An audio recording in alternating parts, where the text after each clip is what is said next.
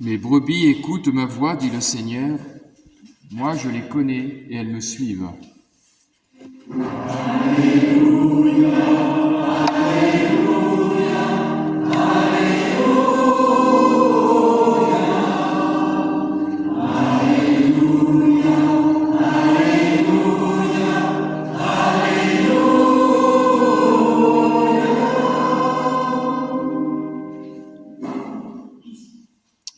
Le Seigneur soit avec vous. Évangile de Jésus-Christ selon saint Marc.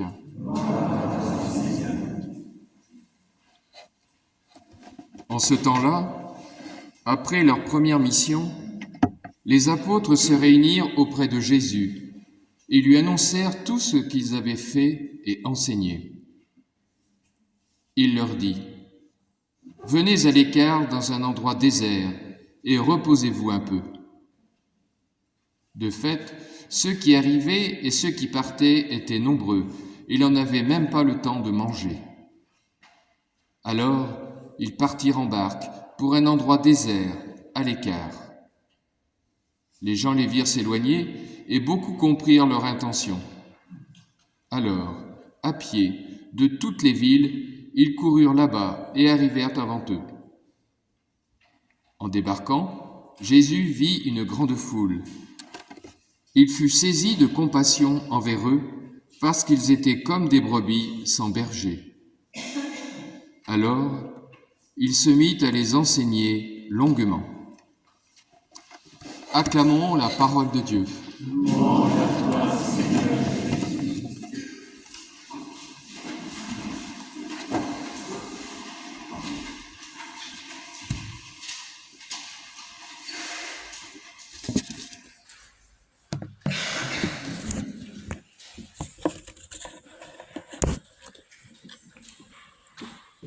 Au début de cette messe, on a chanté, vous vous souvenez, et je devais être un peu distrait, j'ai entendu « Entrez, Dieu est en vacances ». Bon, Entrez, Dieu est en vacances. Et en fait, c'est pas sans rapport avec le texte d'aujourd'hui. Seigneur prend ses vacances ici, dans notre Église. Il nous accueille. Bon, mais c'était pas ça, c'était Entrez, Dieu est en attente. Je corrige quand même. Alors les apôtres reviennent de mission. C'est un moment très important. Jésus les a envoyés deux par deux. C'est la première fois d'ailleurs et la seule. On parle d'apôtres dans cet évangile. Apôtre, c'est l'envoyé. Donc ils reviennent plein de choses très belles qu'ils ont vécues. Ils ont annoncé, ils ont libéré, ils ont guéri, comme le Christ leur demandait.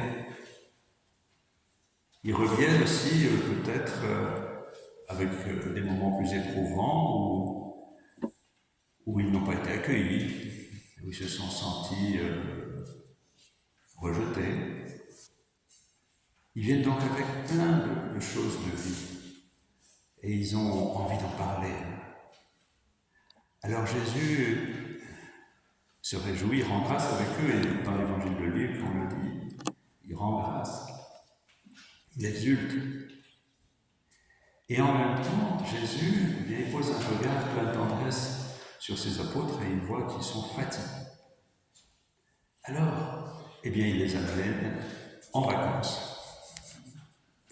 Il décide de les prendre à l'écart pour leur permettre de se poser, de se reposer avec lui.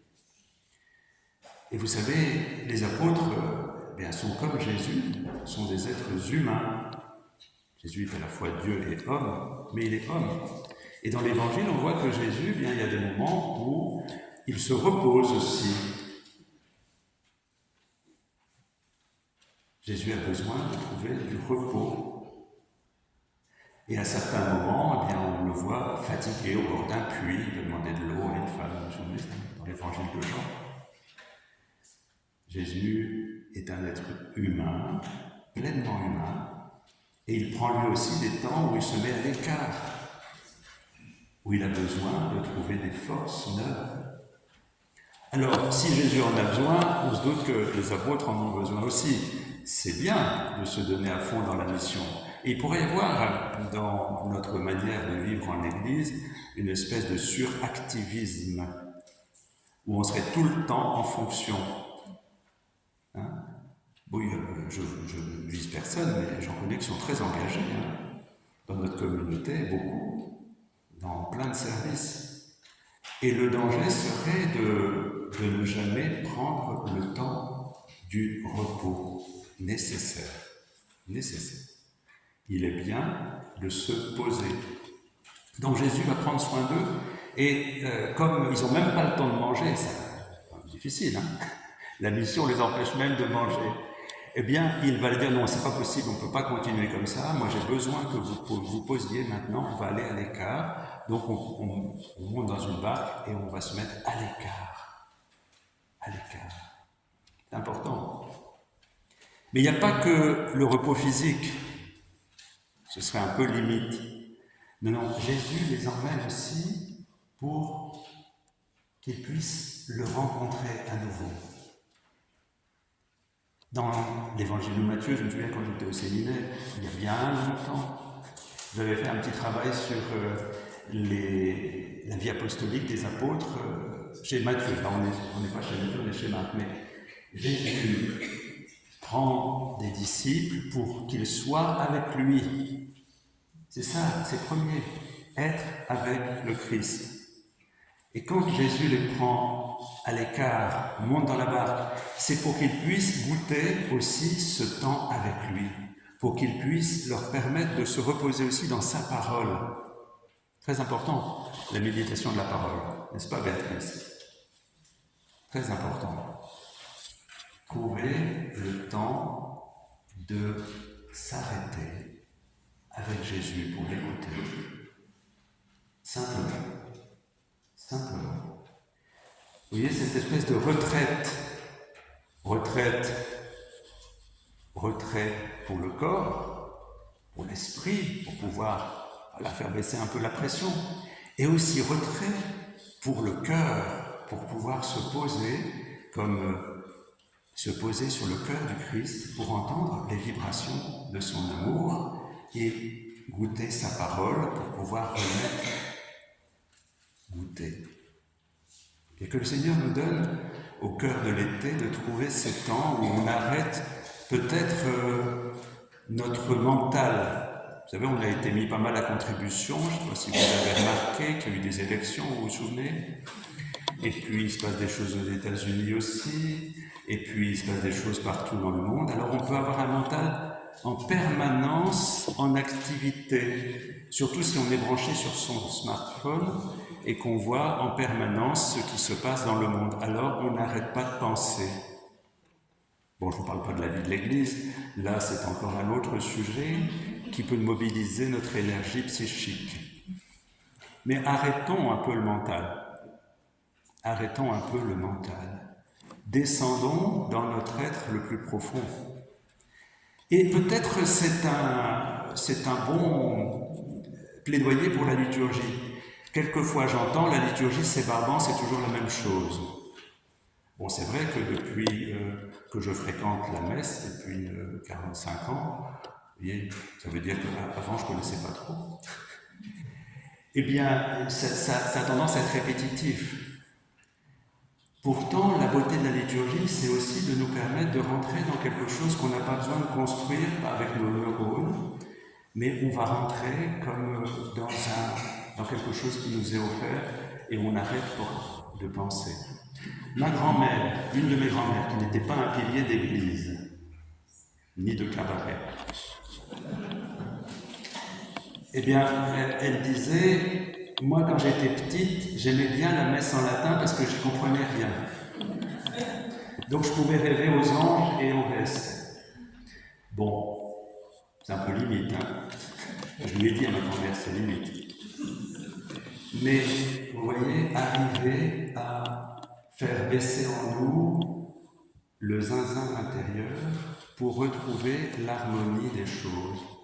Arriver à contempler un beau coucher de soleil, une fleur, arriver à entendre le bruit du vent dans les feuilles, retrouver le sens de ce qui est, pas simplement de ce qui se pense.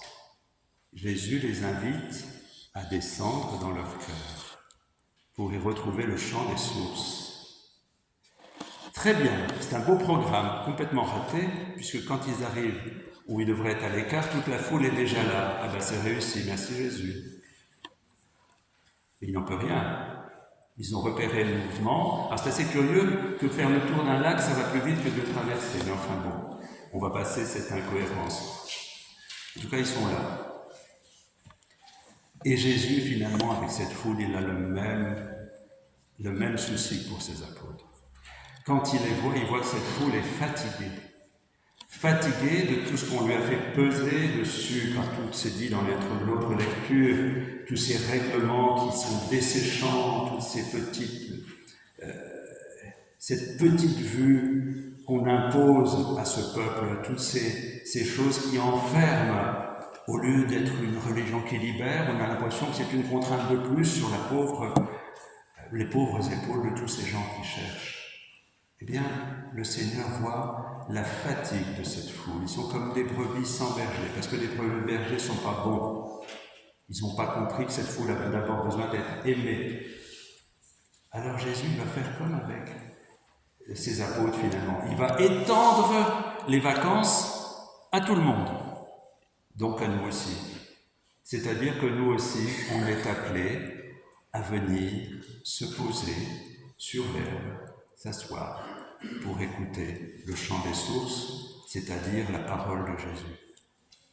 Et il est dit qu'il leur parla longuement, pas pour leur casser la tête et pas pour leur imposer des fardeaux supplémentaires, mais pour leur faire écouter l'essentiel, la beauté de l'amour de son Père, la beauté de l'amour fraternel, la beauté de la mission, pour étendre ce royaume d'amour, comme disait le pape Paul VI, que j'aimais beaucoup, que j'aime toujours beaucoup d'ailleurs. Mais nous avons à être les ouvriers d'une civilisation de l'amour. Ça a été repris par ses successeurs. Civilisation de l'amour. Bien, pour être les ouvriers de cette civilisation de l'amour, il est bon de se plonger dans l'amour. Et c'est ça, la vacance. Vacance, ça veut dire espace vide. Il ne faut pas avoir peur de rentrer dans des espaces où on n'est plus en action. On a tellement l'habitude d'être sollicité dans l'action. Mais avoir la simple joie, eh bien, de marcher, la simple joie de regarder, la simple joie de respirer, et là-dedans, goûter l'essentiel. Que le Seigneur nous donne de devenir des explorateurs de son amour en nous laissant guider par sa parole pour devenir des pleins d'amour. C'est ça la vocation du chrétien. C'est ensemble, nous plonger dans l'amour pour rayonner l'amour. Eh bien, si nous ne prenons pas le temps d'aller y goûter, et l'été est un temps favorable, où on lâche tout, peut-être nos pensées, nos automatismes, nos actions pour recevoir une vie nouvelle. Si on fait ce pas, eh bien le Seigneur avec nous pourra réaliser des merveilles.